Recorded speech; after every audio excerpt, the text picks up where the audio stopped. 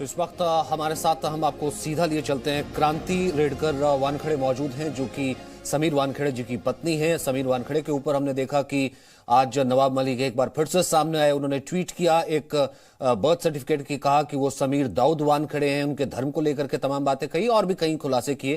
तो इस वक्त उनकी पत्नी हमारे साथ हैं। अब मैम, सबसे पहले तो मैं उसी प्रश्न पर आना चाहता हूं जो चीज उन्होंने ट्वीट की। एक उन्होंने ट्वीट किया बर्थ सर्टिफिकेट और साथ में लिख दिया समीर दाऊद वानखेड़े, और उर्दू में भी लिख दिया कि अब आप खुद ही पहचान कीजिए हिंदू है कि मुस्लिम। देखिए, मैं ना ऑनेस्टली आपको बताऊं, तो आई थिंक मैं अभी उनके साथ नहीं हूँ, मेरे फादर इन लॉ के साथ। मैं अभी बाहर हूँ, लेकिन ऑफ कोर्स मेरे फादर इन लॉ के पास सारे वो डॉक्यूमेंट्स हैं जहाँ पे उनके रिलीजन के पेपर्स हैं, उनकी कास्ट सर्टिफिकेट है, हर चीज फुल प्रूफ हमारे पास है। जो उन्होंने आई एम श्योर मीडिया को भी दिखाई है, अभी by now I think so उन्होंने दिखा दी होगी। तो क्या होता है ना, किसी के लिए भी एलिगेशन लगाना बहुत आसान होता है, और हर चीज के बीच में किसी भी चीज का खंडन करना, किसी भी चीज को रोकना, किसी भी चीज को किसी भी चीज के बीच में आना बहुत इजी हो जाता है। और वो इंसान क्या हो जाता है, फिर वो इंसान बिजी हो जाता है कोई भी दूसरे कामों में। तो ये ऐसा हो रहा है ना कि समीर जी को बहुत ही अपनी राह से भटकाया जा रहा है, उनको बाकी की चीजों में इतना बिजी कर दिया जा रहा है कि वो अपना काम ठीक से नहीं कर पा रहे। और ये बहुत ही सैडनिंग चीज है, बहुत ही दुख भरी बात है कि अगर आज की डेट में एक ऑनेस्ट ऑफिसर को अगर हमने काम नहीं करने दिया, तो आज की बात, ट्रस्ट मी, कोई भी ऑनेस्ट बनने की कोशिश नहीं करेगा और प्रयास नहीं करेगा, क्योंकि कोई भी यही सोचेगा ना, छोड़ो ना यार, ऑनेस्ट बन के क्या मिला। वो वानखेड़े एक था, उसको क्या मिला ऑनेस्ट होके? कुछ नहीं मिला, उसके भी पैर खींचे गए बेटा। और फिर क्या हो जाता है पता है, वो पिक्चरों में दिखाता है ना, वो वैसे ही हो जाता है सीन। तो मुझे ऐसा लगता है कि हमें एक अच्छा उदाहरण बनना चाहिए इस समाज के लिए, इस सोसाइटी के लिए। हमें एक अच्छा एग्जाम्पल बनना चाहिए कि आज एक समीर वानखेड़े खड़ा हो, सारे समीर वानखेड़े, हजारों समीर वानखेड़े, लाखों समीर वानखेड़े इस देश में आए। और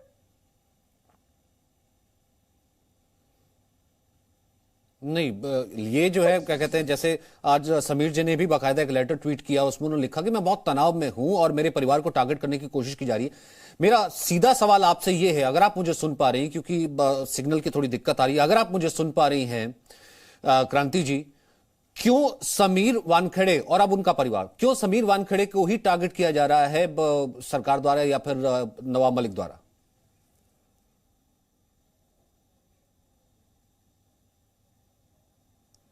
क्रांति जी, आवाज आ रही है आपको? जी जी, अभी आ रही है। ठीक है। मैं ये कह रहा था कि समीर वानखेड़े जी ने भी एक ट्वीट किया कि देखिए मेरे परिवार को टारगेट किया जा रहा है, मैं बहुत तनाव में हूं, काम नहीं करने दिया जा रहा। बीइंग ए वाइफ, ये तो अब उन्होंने शेयर किया। क्या लगता है आपको, अब की नहीं, पिछले काफी दिन से लगातार जो है नवाब मलिक कभी प्रेस कॉन्फ्रेंस करके, कभी एक्सटॉर्शन का तमाम चीजों की बातें उनके बारे में कहते रहे, क्यों फिर टारगेट किया जा रहा है समीर वानखेड़े को ही? हाँ, ये बहुत ही केस रिलेटेड क्वेश्चन है। और मैंने पहले भी बोला था कि मुझे इन सारी चीजों में ज्यादा पढ़ना नहीं है, मुझे इन सारी चीजों के बारे में ज्यादा बात नहीं करना है, बिकॉज मैं कॉमन साधारण औरत हूँ, ये इंडस्ट्री से, इनके इंडस्ट्री से बिलोंग नहीं करती। लेकिन जितना एज कॉमन पर्सन मुझे ये समझ में आ रहा है कि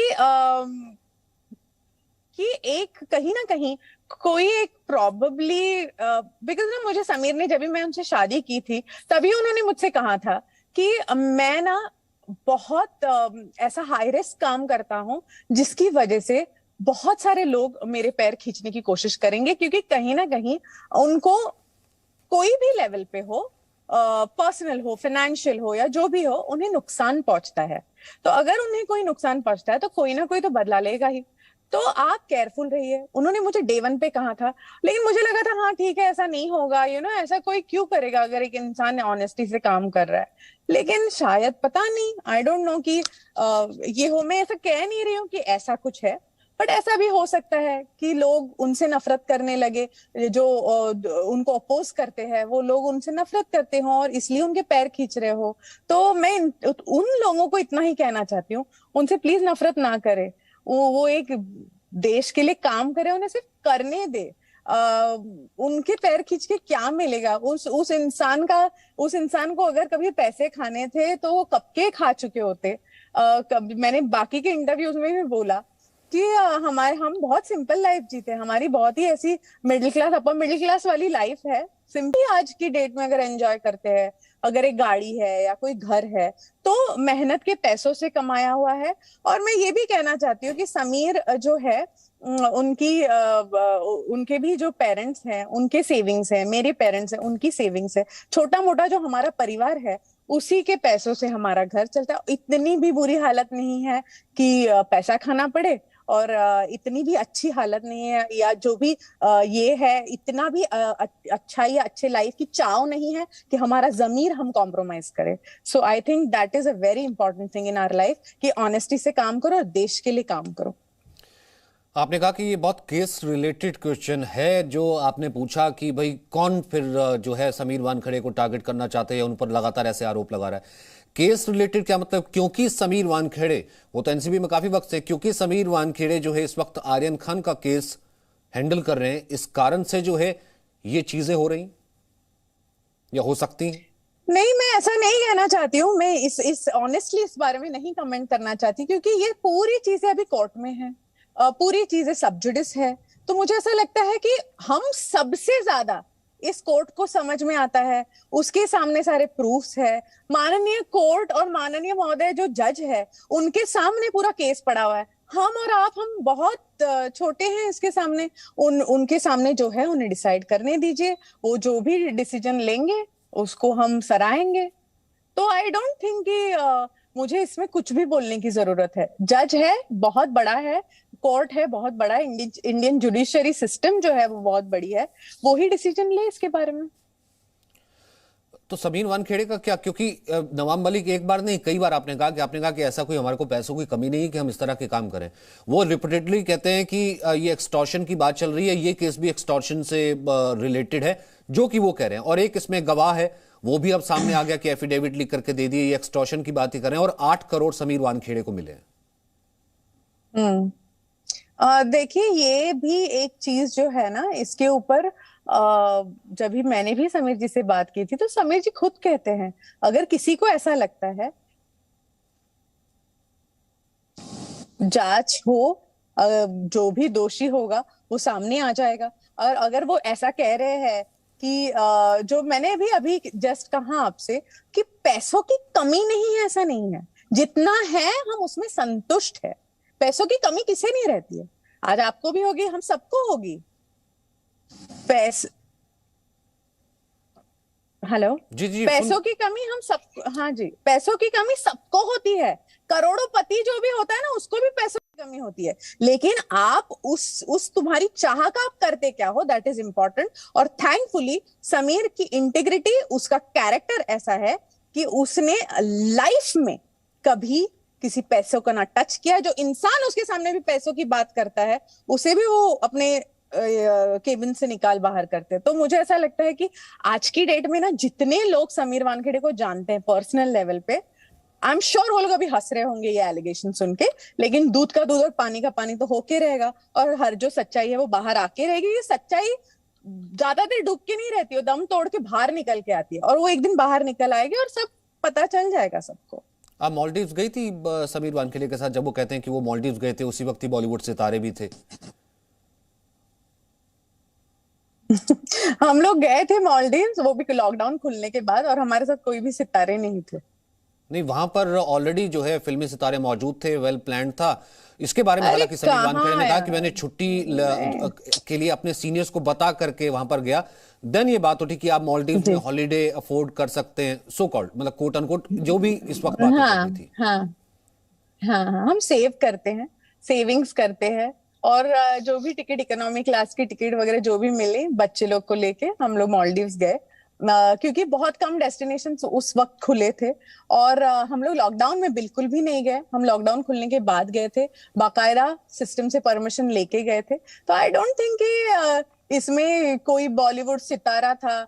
आप लोग अगर जांच करें ना, ये बाहर कमेंट हो रहा है ना, अगर ये चीज कोर्ट में जा रही है, उसकी जांच हो तो पता चल जाएगा कि जिन दिनों में हम लोग जो भी होटल में रुके थे, वहां पे एक भी सितारा था या नहीं, शायद उधर सितारा मैं ही थी एक, और वो भी मराठी इंडस्ट्री का छोटा सा सितारा जिसके साथ समीर वानखेड़े थे। तो आई डोंट थिंक उधर कोई भी था, कोई नहीं था, कोई भी नहीं था। मैं खुद थी ना वहां पे, कोई नहीं था वहां पे।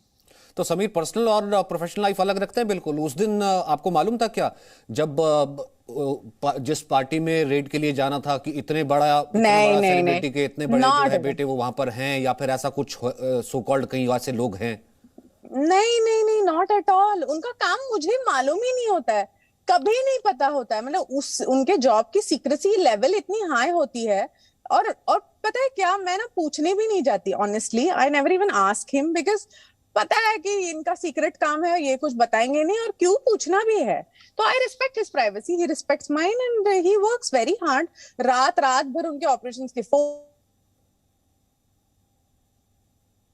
फिर वो जाते हैं अपना अपना काम करते हैं, बात करते हैं। मुझे तो पता भी नहीं होता है।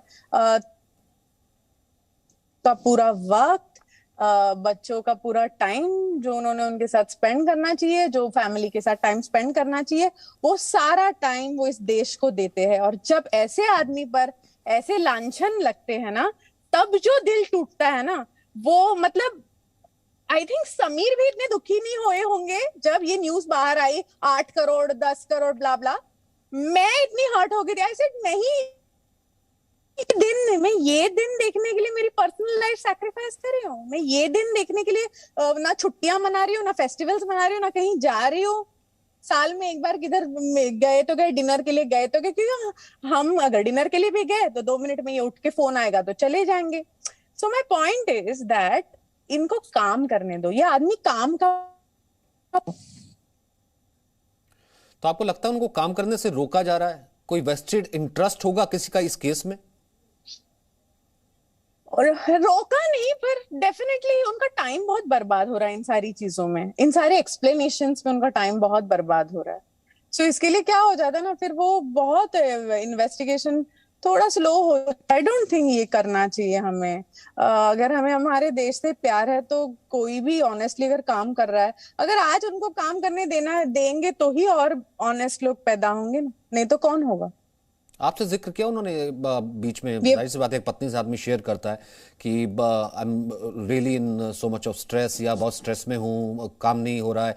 जिस तरह के एलिगेशन लगातार जो है एक political party NCP, Nawab Malik रोज ट्वीट करके लगा रहे थे, और खासतौर से इस केस के आने के बाद मैम। ऑफ कोर्स बहुत टाइम वेस्ट होता है, बिकॉज क्या हो जाता है, एक मशीनरी पूरी, मैं आपको इंटरव्यू दे रही हूँ, अगर ये सब नहीं होता तो शायद मैं अभी आपसे बात नहीं कर रही होती, मैं और कोई काम कर रही होती, मेरे फादर इन लॉ कोई और काम कर रहे होते, मेरी सिस्टर इन लॉ उसके। तो अभी इन सारी कामों के बीच में, सारे इसमें समीर सारा पूरा काम की तरफ भी ध्यान दे रहे, कोऑर्डिनेशन भी कर रहे हैं। तो वो तो हो ही जाता है ना कि एक पूरा जो यूनिट है वो कहीं ना कहीं डिसमेंटल हो जाता है, कहीं ना कहीं हिल जाता है।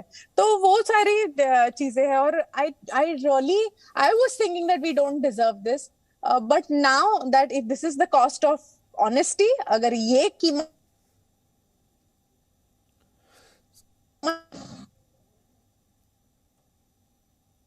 और एक और चीज क्रांति, क्या क्या समीर जी का मिलना जुलना है क्या बॉलीवुड सर्कल या पार्टीज में? वो आते जाते हैं?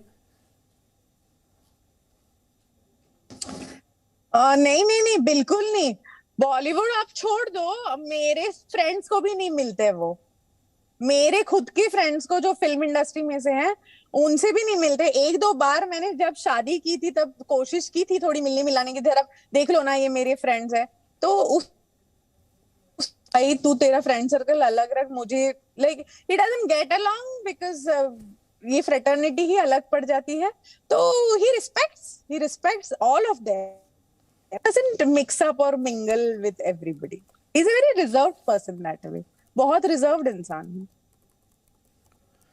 मैम इससे पहले भी जाहिर सी बात है वो ऑपरेशंस में तमाम तरीके की अपनी प्रोफेशनल चीजों में लगे रहे होंगे, लेकिन ये आर्यन और उनके साथियों का केस आने के बाद ही उन पर क्यों इल्जाम लगे? आपको आप इसे किस पर्सपेक्टिव में देखती है? कि जब यहाँ पर एनसीबी बाकायदा एक प्रेस कॉन्फ्रेंस करती है, वो कहती है कि तो बाकायदा ये एक बॉलीवुड एक्सटॉर्शन से जुड़े हुए हैं या बॉलीवुड को ही तंग करने की साजिश है, हम आपको ये बताना चाहते हैं। ये एलिगेशंस इसी वक्त ही और इस केस के साथ ही क्यों शुरू हुई? मुझे ऐसा लगता है कि जब ये बड़ा सा तूफान आता है ना, तो आपको आपकी कश्ती भी आपको एक जब बड़ा तूफान आता है तो आपकी कश्ती भी बड़ी कर लेनी चाहिए।